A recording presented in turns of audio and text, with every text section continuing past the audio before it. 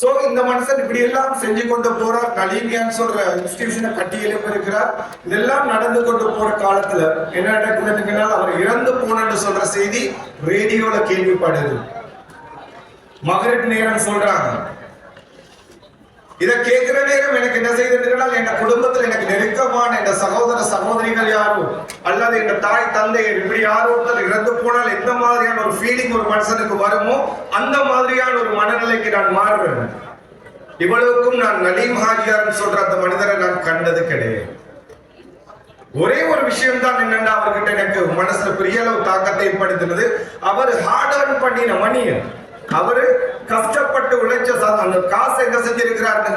இந்த சமூகத்தில் இருக்கக்கூடிய முக்கியமான ஒரு கேப் எஜுகேஷன் சொல்றத ஃபுல்ஃபில் பண்ணணும் சொல்றதுக்கு என்ன செஞ்சார் செலவு பண்ணக்கூடியவராக இருந்தார். லெவிஷ்டி கையை வீச செலவு பண்ணார். இப்ப இந்த மனிதன் இறந்து போனன்னு சொல்ற செய்தி கேள்விப்பட்ட என்ன செய்யறேன்னு கண்டால் ஏலெவல் படிக்கக்கூடிய கிட்ட 4 ஸ்டூடெண்ட்ஸ் கால் பண்றேன். பாய்ஸ் ரெடியா இருங்க, ஏர்லி மார்னிங் சுபகல நாங்க என்ன செய்யறோம் பேர்வலைக்கு பூரா இந்த ஜனாஸாவை அட்டெண்ட் பண்றதுக்கு சொல்லி அவங்களும் கேண்டிக்கு வந்திருந்தாங்க. வெஹிக்கிள் ஏற்றி கொண்டு என்ன செய்யறேன்னு கண்டால் ஜனாஸாவை போயிட்டு அட்டெண்ட் பண்றாங்க. அங்க பார்த்த அந்த அனுபவம் இருக்குது, என்ன நடந்ததுன்னு சொல்றது. இன்னும் என்ன செய்யுதுன்னு கண்டால் உள்ளத்துல அப்படியே ஒரு மரணம் ஒரு மனிதனுக்கு கிடைக்காதான்னு எங்க வைக்கிற அளவுக்கு இருந்தது.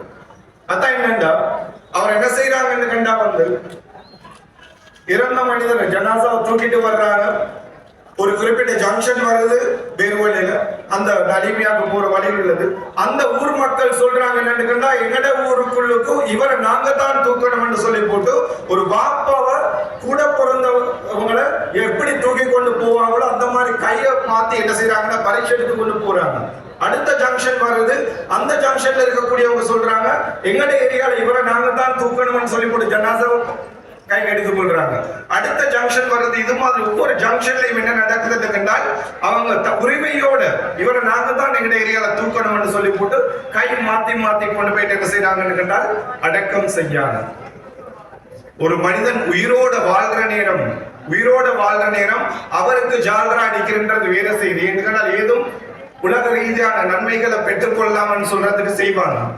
ஆனால் இறந்து போன ஒரு மனிதனுக்கு இந்த அளவு ஒரு கண்ணியத்தை மக்கள் கொடுத்தாங்கன்னு சொல்ற நேரம் விளைச்சல உண்மையாக அவங்க அவர் மேல எவ்வளவு அன்பு வச்சிருந்தாங்கன்னு சொல்றது.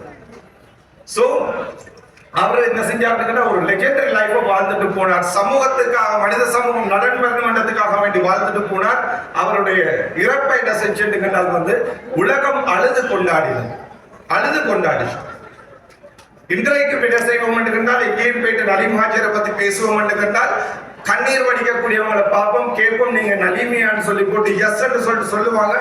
என் வாப்பாக்கு அடுத்தது நான் ரெஸ்பெக்ட் பண்ற ஒரு மனிதன் இருப்பாருன்னா அவர் நலீம் ஹாஜிரான்னு சொல்லுவாங்க. சோ நான் ஏன் இதை சொல்றேன்னு கண்டால் யூத் நீங்க என்ன செய்யணும் கண்டால் உங்களுடைய வாழ்க்கையை டிசைன் பண்ணிக்கொள்ளும் என்ன மாதிரி கண்டால் இந்த பெருந்தலைவருடைய வாழ்க்கை மாதிரி உலகத்துக்கு என்ன கொண்டு என்ன செய்யணும் கண்டால் பயனடையக்கூடிய அளவுல பெரிய அளவுல கன்ட்ரிபியூஷனை கொடுக்கக்கூடிய ஒரு வாழ்க்கையை வாழணும்னு சொல்ற நியத்தை வைக்கணும். முதல்ல இன்னமல் நாமாலு பின்னியாத்தது புகாரி இமாம் அவங்க என்ன செஞ்சாங்கன்னு கண்டால் அவ்வளவு ஹதீஸ்களை தொகுத்த மனுஷன் கொண்டு போயிட்டு முதலாவது ஹதீஸை தட்ட கிரந்தங்கள்ல வச்சா.